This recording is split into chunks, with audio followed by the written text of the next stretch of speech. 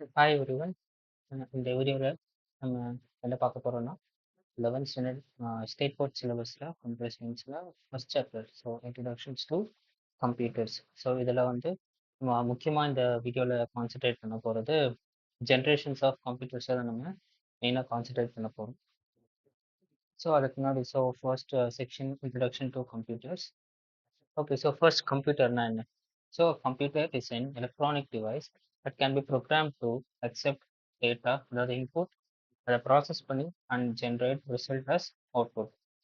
So a computer along with additional hardware and software together is called a computer system. So நம்ம மெயினாக நம்ம computer அப்படின்றது நம்ம எதை சொல்கிறோம், அது ஒரு electronic device.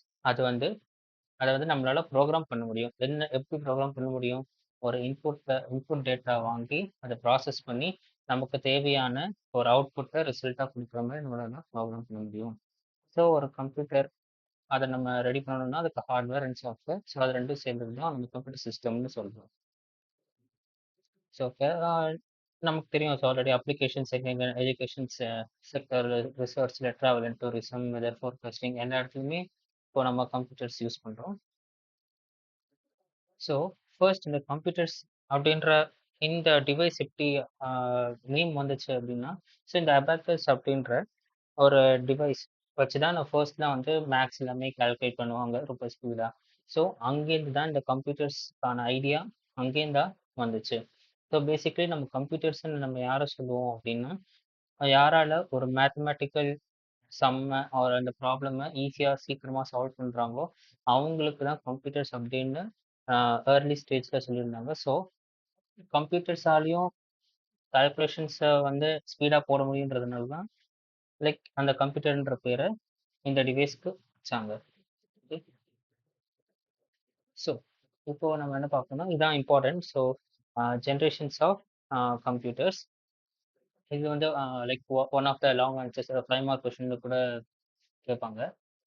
Okay, so first ஜென்ரேஷனில் என்ன யூஸ் பண்ணாங்க?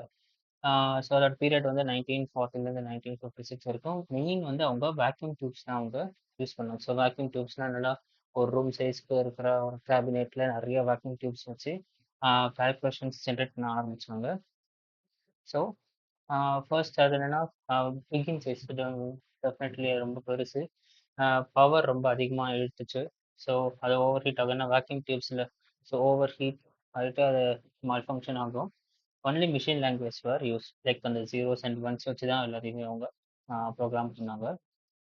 ஸோ ஃபர்ஸ்ட் ஜென்ரேஷன் கம்ப்யூட்டர்ஸ் எல்லாமே ENIAC, ETWAC, UNIVAC 1. ஸோ இதெல்லாம் தான் லைக் இதோட ஃபுல் டெஃபினிஷன்ஸ் தெரியணும்னு அவசியம் இல்லை, பட் இதோட அப்ரிவேஷன்ஸ் மட்டும் ஞாபகம் வச்சா போதும். ஓகே, ஸோ இதுதான் பார்த்தீங்கன்னா இந்த ENIAC இருக்குல்ல, ஸோ ENIAC அந்த கம்ப்யூட்டரோட இமேஜ் லைக் எடுக்கணும். ஸோ இந்த கேபினெட்குள்ளே தான் நிறைய வேக்யூம் டியூப்ஸ் வச்சு இருக்கும். ஸோ இதுதான் வந்து ஃபர்ஸ்ட் லார்ஜ் ஸ்கேல் கம்ப்யூட்டர் இது.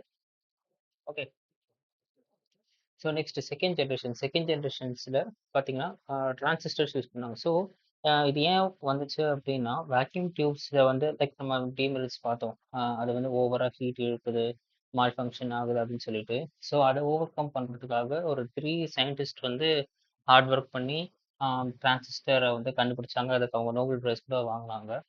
ஓகே, ஸோ இது பார்த்தீங்கன்னா ஃபர்ஸ்ட் ஜென்ரேஷனோட ஸ்மாலராக இருந்துச்சு. ஸோ டிரான்சிஸ்டர் யூஸ் பண்ணுற எல்லா கம்ப்யூட்டர்ஸுமே ஸ்மாலராக இருந்துச்சு, லெஸ் பவர் கன்சியூம் பண்ணுச்சு, லெஸ் ஹீட் ஜென்ரேட் பண்ணுச்சு.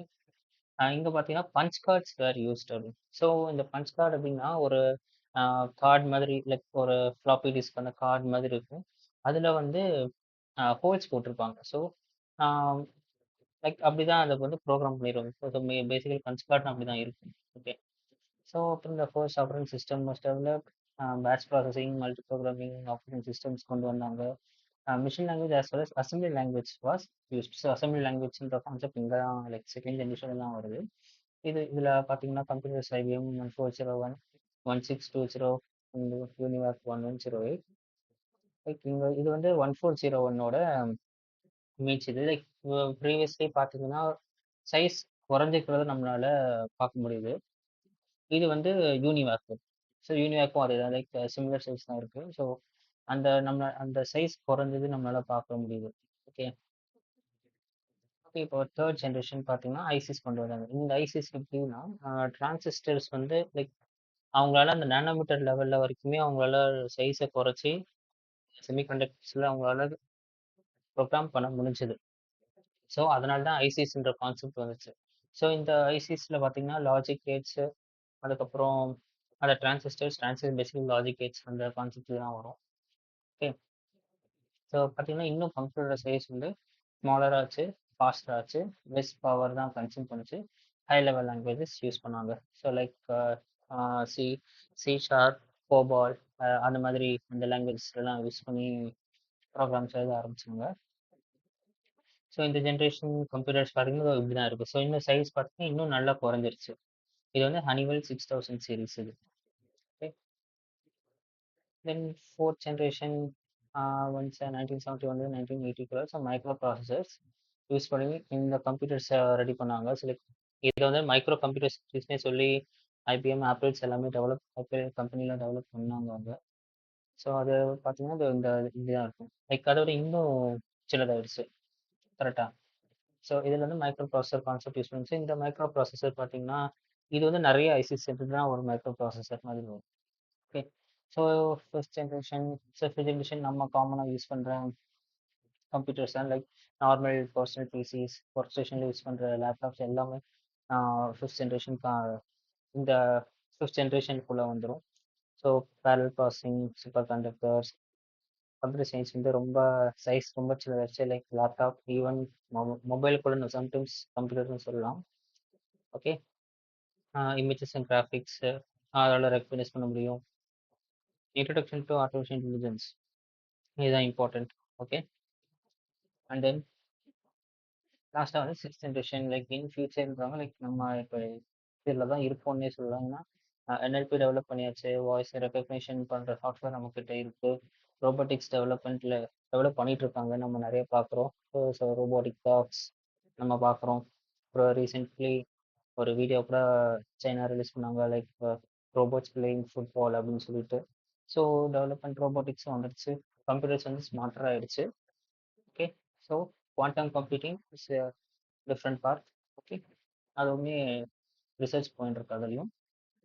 Okay. So sixth generation computing சொல்லிட்டு ஒரு டாபிக் இருக்குது. ஸோ அது ஒன்றும் இல்லை, artificial intelligence era. So human language தான் நம்ம பேசுகிறதையோ நம்ம என்ன சொல்ல வரோன்ற கம்ப்யூட்டர்ஸ் அதை புரிஞ்சிக்க முடியுது. ஸோ என்எல்பி தான் பேசிக் மெயின் காம்பனண்ட். ஓகே. ஸோ இந்த வீடியோவில் நம்ம ஜென்ரேஷன்ஸ் ஆஃப் கம்ப்யூட்டர்ஸை பற்றி பார்த்தோம். So thank you and let's meet again.